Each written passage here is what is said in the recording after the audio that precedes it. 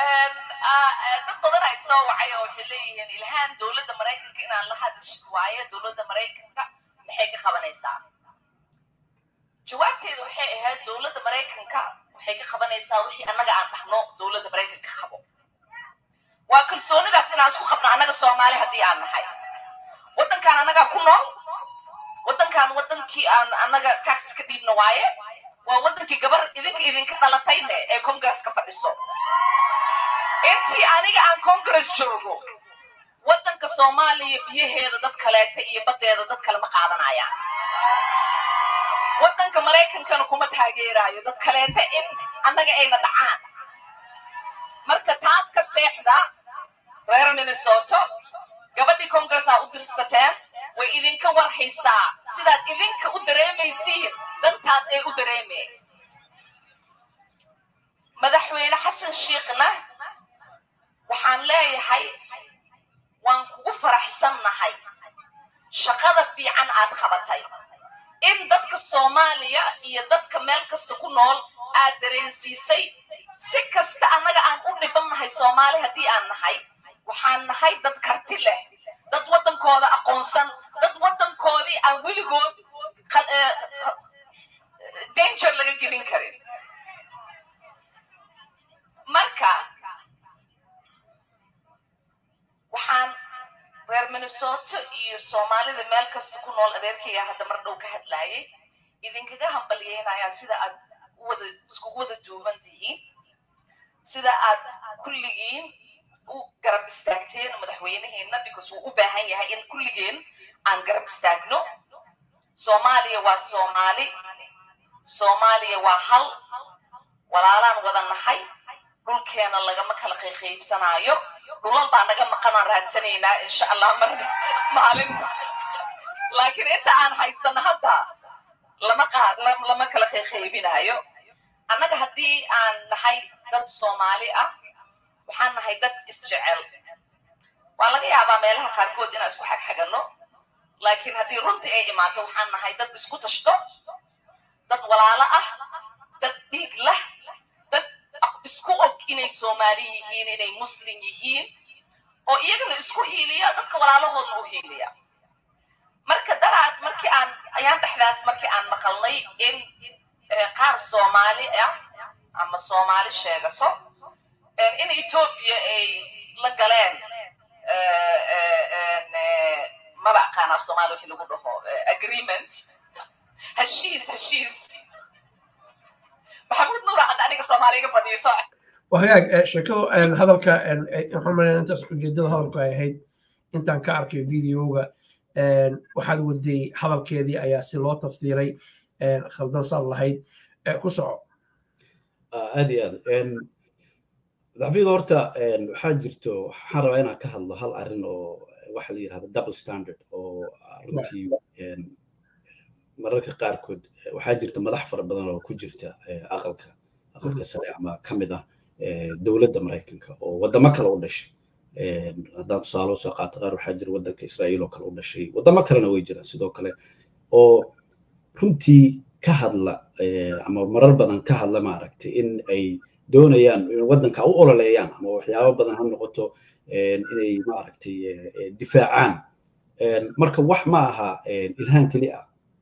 طبعا ilhaan waddanka Soomaaliya waa Soomaali oo ku dhalatay sida iyagoo kalena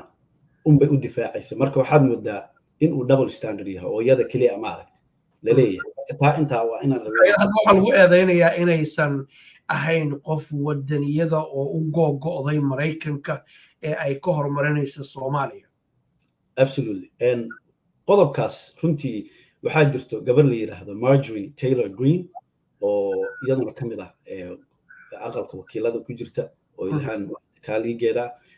waa gabar ay dagaal xun in badan uu dhaxmaray ilhaan oo waliba si gacana marar ka qaarkood aqalka maaragtay hoolashiisa ay isku qabsadeen ayaa jirto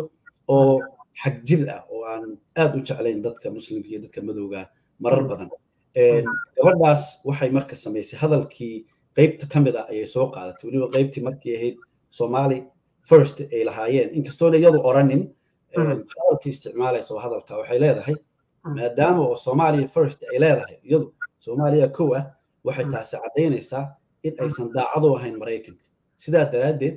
waxay leedahay waa in xilka laga xayuubiyo oo ay iscasisho shalay ayay ahayd markii loo qabtay waqtiga ilhaan isma aynan casililaayo hadda waxaa kaloo sidoo kale jiro Ron DeSantis ninka la yiraahdo oo isagoo ah gobernatoraha gobolka Florida